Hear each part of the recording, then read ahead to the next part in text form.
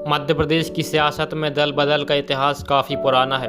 कांग्रेस छोड़कर बीजेपी में जाने वाले कई नेताओं ने सत्ता का स्वाद चखा, तो कुछ नेताओं के राजनीतिक सफर में उतार चढ़ाव भी आए। आज की इस खास स्टोरी में बात करेंगे उन 10 नेताओं की जिनके कांग्रेस छोड़ने के फैसले ने मध्य प्रदेश की राजनीति में बड़ी हलचल मचाई।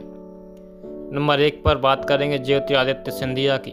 कांग्रेस के बड़े चेहरे ज्योतिरादित्य सिंधिया ने 2020 में कांग्रेस छोड़कर बीजेपी का दामन थामा था।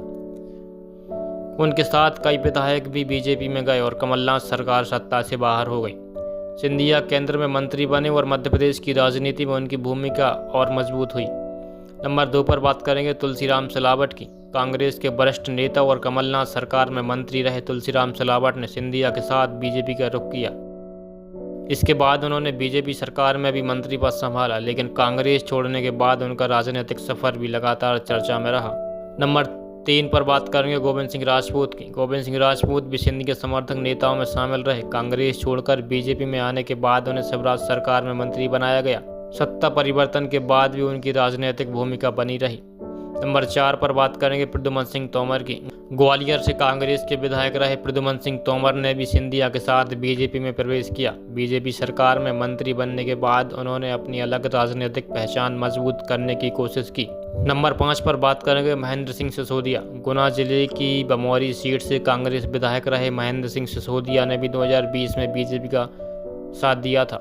कांग्रेस छोड़ने के बाद उन्हें बीजेपी सरकार में मंत्री पद मिला, लेकिन क्षेत्र की राजनीति में उनकी स्थिति को लेकर समय समय पर चर्चाएं होती रहती हैं।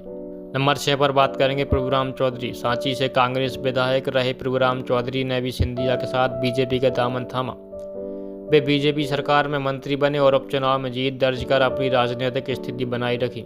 नंबर 7 पर बात करेंगे ऐदल सिंह कंसाना की। मुरैना जिले की समावली सीट से कांग्रेस के विधायक रहे ऐदल सिंह कंसाना ने भी कांग्रेस छोड़कर बीजेपी का रुख किया। हालांकि पार्टी बदलने के बाद हुए उपचुनाव में उन्होंने हार का सामना करना पड़ा।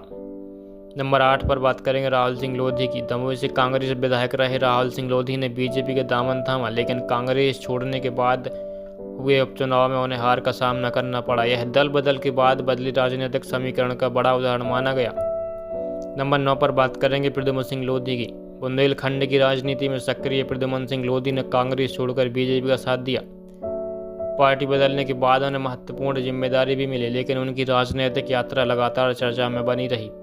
नंबर 10 पर सचिन बिरला की बात करेंगे। वड़वाह से कांग्रेस विधायक रहे सचिन बिरला ने भी बीजेपी का दामन थामा था।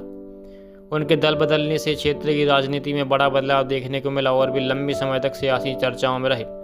इन 10 नेताओं की कहानी बताती है कि राजनीति में पार्टी बदलना आसान फैसला हो सकता है, लेकिन उसके बाद की सियासी राय हमेशा आसान नहीं होती।